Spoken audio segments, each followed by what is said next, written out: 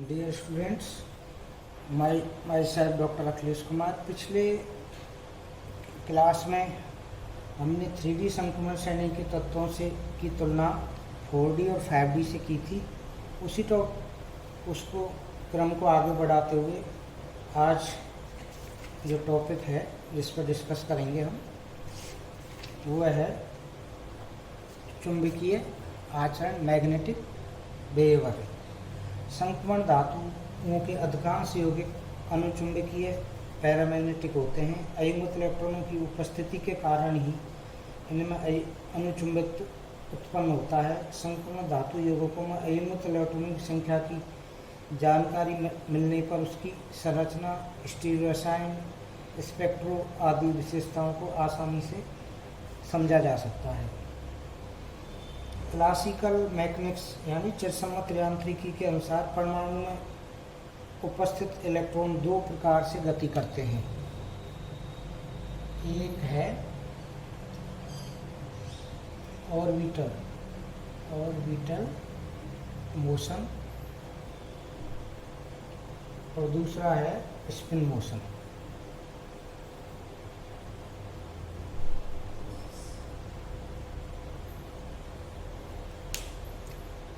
Orbital motion कक्षीय गति electron नाभिक के चारों ओर उपस्थित कक्षकों में वृत्ताकार गति करते हैं, जिसकी तुलना एक वृत्ताकार तार में बहती हुई विद्युत धारा से की जा सकती है, जिसके परिणाम स्वरूप उस क्षेत्र में एक चुंबकीय आघूर्ण उत्पन्न हो जाता है, जिसे कक्षीय चुंबकीय आघूर्ण कहा जाता है। इसको आप म्यू एल से लिख सकते हो। दूसरा है स्पिन मोशन यानी चक्रण गति।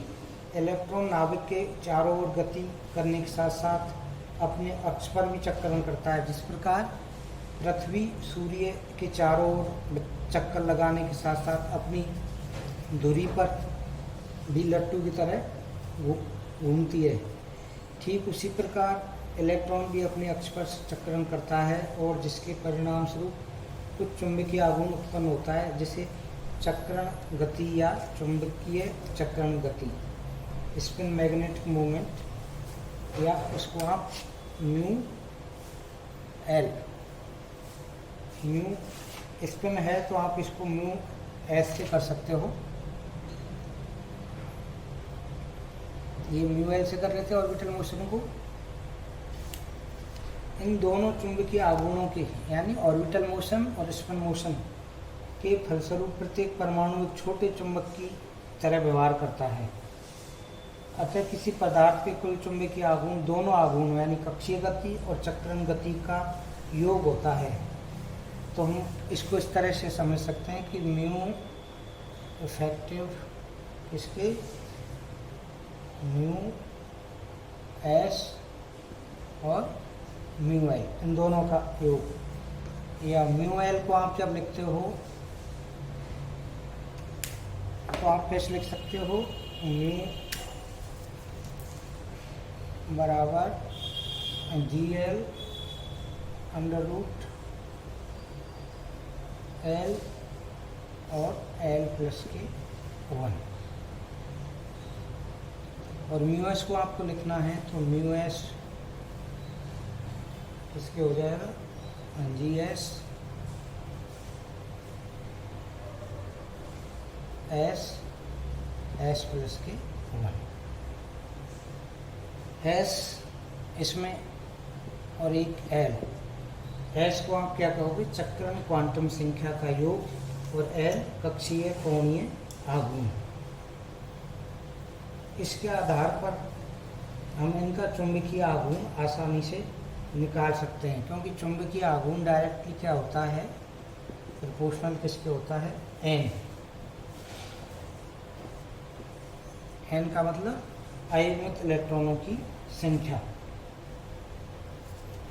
किसी भी आयन या परमाणु के चुंबकीय आघूर्ण ज्ञात करने के लिए एक जो जनरल फार्मूला है वो आप पे क्या है, म्यू,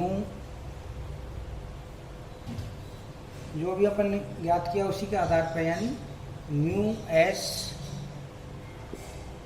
बराबर आपके क्या हो जाएगा, एन प्लस के 2 Bn बोर मैग्नेटॉन।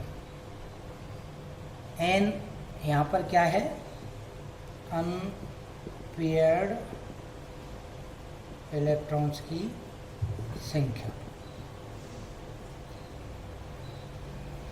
अतः किसी परमाणु या आयन में कितने अयुग्मित इलेक्ट्रॉन हैं, इसके आधार पर उसके लिए चुंबकीय आघूर्ण की गणना की जा सकती है।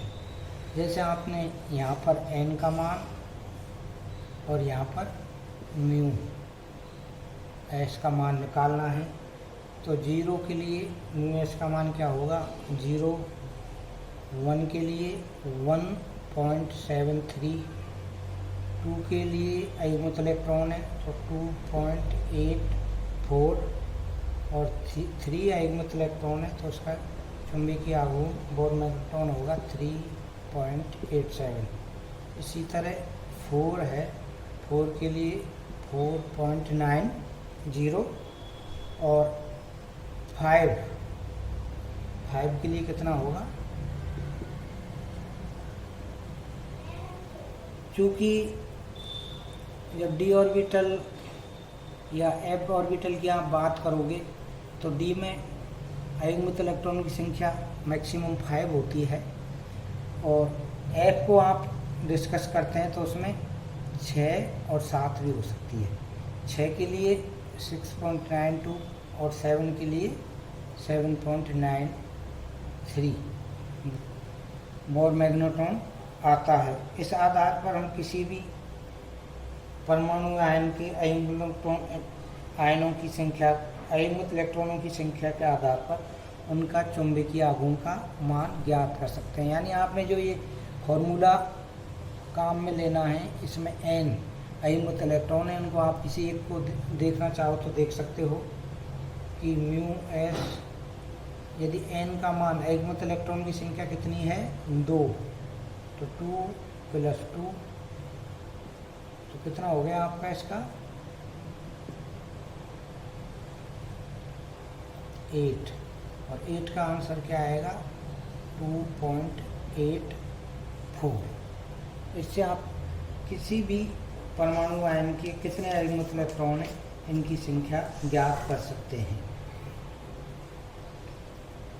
जब हम इनकी कंपैरिजन करते हैं इन तत्वों का 3D, 4D और 5D का, तो आपको ये स्पष्ट हो जाएगा कि इनके चुंबकीय व्यवहार में क्या अंतर आता है।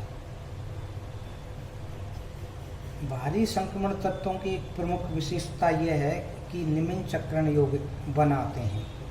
यानी भारी तत्व आपके 5D और 6D इनके क्या बनाते हैं, लो स्पिन या निम्न चक्र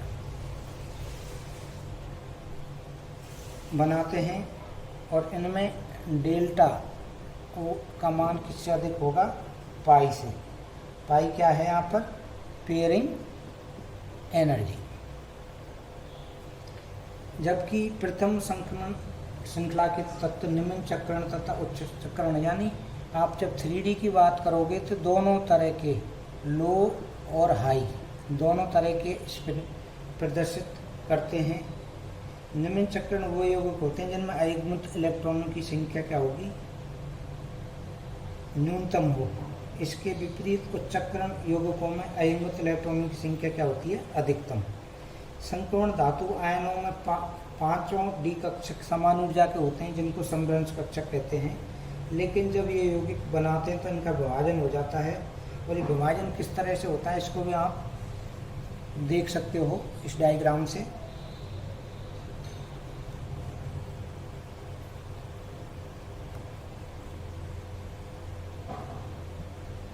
यानी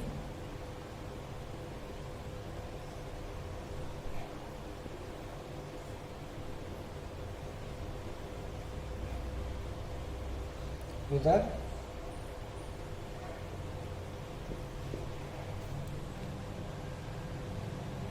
d orbitals in a metal ion जो भी समभ्रंश हैं, इनमें दो तरह की आपकी स्थितियां डेवलप होती हैं। एक तो होता है हाई स्पिन और दूसरा लो स्पिन। हाई स्पिन में अयुग्मित इलेक्ट्रॉनों की संख्या क्या होगी, ज़्यादा होगी या अधिकतम। इसमें कितनी है, 5। इसका मतलब डेल्टा ओ का मान 3। ये स्थिति यहाँ हाई स्पिन, ये कॉम्प्लेक्स आपके बनाएंगे। जबकि दूसरी स्थिति आपकी क्या है, लो स्पिन कॉम्प्लेक्स। इसमें आपके क्या होगा, दो क्या कर रहे, पेयरिंग। इसलिए अयुग्मित इलेक्ट्रॉन कितने रहे इसमें, 1। तो इनकी संख्या क्या होगी, अयुग्मित इलेक्ट्रॉनों की संख्या यहाँ पर कम होती है। उच्च चक्रण कम ऊर्जा के कक्षक तथा अधिक ऊर्जा कक्षकों के मध्य ऊर्जा अंतर को आप विनिमय ऊर्जा स्प्लिटिंग एनर्जी कहते हैं, जिसे वो अपन क्या किससे दिखाते हैं, डेल्टा से। ये स्प्लिटिंग एनर्जी है, इसको डेल्टा द्वारा प्रदर्शित करते हैं। डेल एक कक्षक में विपरीत चक्रण के 2 इलेक्ट्रॉन को रखने हेतु जो ऊर्जा व्यय करनी पड़ती है उसे क्या कहेंगे, पेयरिंग एनर्जी। यानी जब पेयरिंग करेगा तो उसमें एनर्जी खर्च होती। तो उच्च चक्रण युग्मकों के लिए डेल्टा का या डेल का मान पाई से कम होता है। पाई से क्या होगा, कम होगा। जबकि निम्न चक्रण जो कि यहाँ पर स्थिति है, इसमें क्या होगा, आपका ये वैल्यू पाई से अधिक होगी। ये प्रवृत्ति मुख्य रूप से 2 कारण हैं इसकी जो आती है। प्रथम तो ये भारी तत्वों के लिए इलेक्ट्रॉन युग्मन ऊर्जा पाई का मान हल्के तत्वों की तुलना में क्या कम होता है। इसका कारण क्या है कि 3D कक्षकों की तुलना में 4D और 5D कक्षकों का आकार अधिक बड़ा होगा। यानी 3D के मुकाबले 4D और 5D का आकार क्या होगा, अधिक बड़ा होता है। बड़े क्षेत्र में 2 इलेक्ट्रॉनों को रहने से उनके मध्य दुर्बल पारस्पर क्रिया होती है, जिसके कारण युग्मन ऊर्जा का मान भी अपेक्षाकृत कम होगा।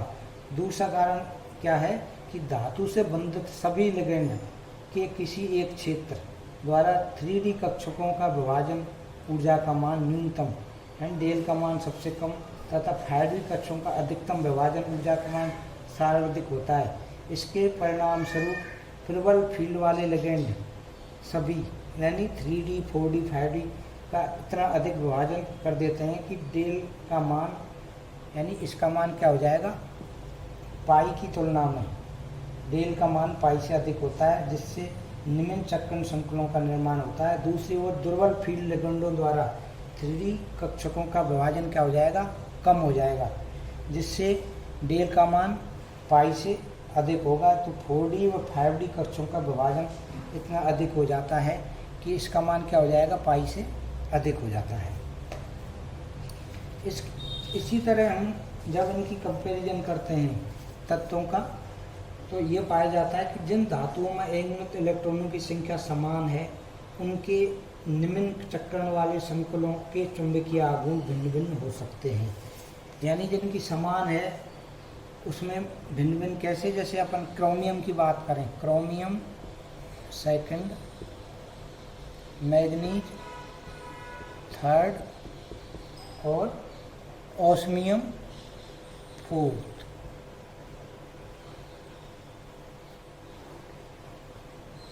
इनमें जब निम्न चक्रण संकुल बनाते हैं तो उनमें 2 अयुग्मित इलेक्ट्रॉन होते हैं, यानी T2G, ये T2G और ये EG। इसी तरह EG अधिक एनर्जी वाले और कम एनर्जी वाले।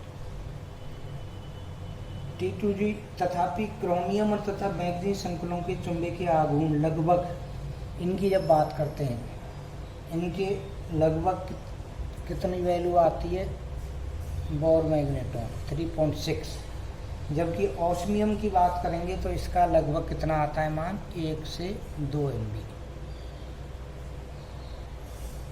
की वैल्यू निकट होते हैं। इन सभी तंत्रों में 2 अयुग्मित इलेक्ट्रॉन हैं। सैद्धांतिक रूप से तो 2 अयुग्मित इलेक्ट्रॉन होते हैं, तो उनके मान क्या आएंगे, ये 2 अयुग्मित इलेक्ट्रॉन हैं तो वैल्यू कितनी आएगी 2.84, यानी 2.84 आती है। जैसे क्रोमियम और मैग्नीज थर्ड के चुंबकीय आघूर्ण के मान उच्च होते हैं, जबकि ऑस्मियम का चुंबकीय आघूर्ण इससे कम होता है। इसका कारण स्पष्ट है कि प्रथम श्रृंखला के उपयुक्त धातु आयनों के संकुलों के लिए अपेक्षा से अधिक चुंबकीय आघूर्ण का पाया जाना अनक्वेंच्ड यानी अवमानित कक्षीय कोणीय संवेग, कहने का मतलब है उसमें किसका योगदान है, कक्षीय कोणीय संवेग के योगदान कारण होता है। जबकि ऑस्मियम जो फोर्थ है, इसी प्रकार अन्य भारी धातु आयनों की अपेक्षा से कम मान की व्याख्या इतनी आसानी से नहीं की जा सकती, क्योंकि इनके लिए जो चक्रण है वो कक्षीय युग्मन स्थिरांक का मान उच्च होता है, यानी डेल का मान, डेल्टा, इसका मान उच्च होता है। जैसे तुलना अपन करें क्रोमियम सेकंड और मैग्नीज थर्ड के लिए डेल का मान काफ़ी कम होगा डेल्टा का। ये बिल्कुल स्पष्ट होना चाहिए कि उच्च चक्रण कक्षीय युग्मन स्थिरांक वाले द्वितीय तथा तृतीय संक्रमण श्रृंखला के धनायनों के कक्षीय तापक्रम पर जो चुंबकीय आघूर्ण पाए जाते हैं, उनकी व्याख्या यौगिक में उपस्थित अयुग्मित इलेक्ट्रॉनों की सहायता से तभी की जा सकती है जब चुंबकीय आघूर्ण के माप एक लंबे तापक्रम परिसर में लिए जाते हैं। इसी तरह आप निकेल वर्ग के तत्वों की भी तुलना कर सकते हैं कि निकेल सेकंड Ni के चतुष्फलकीय वर्गाकार समतलीय में वर्गाकार पिरामिडीय त्रिभुज द्विपिरामिडीय तथा अष्टफलकीय उपसय संयोजक यौगिक ज्ञात हैं, तथापि इस वर्ग के भारी तत्वों का युग्म किसके कंपैरिजन में है, सेकंड और प्लेटिनम जो संकुल बनाते हैं, ये लगभग सभी निम्न, ये क्या रहेंगे, लो स्पिन, और इनकी ज्योमेट्री भी क्या रहेगी, ज़्यादातर की स्क्वायर प्लेनर या वर्गाकार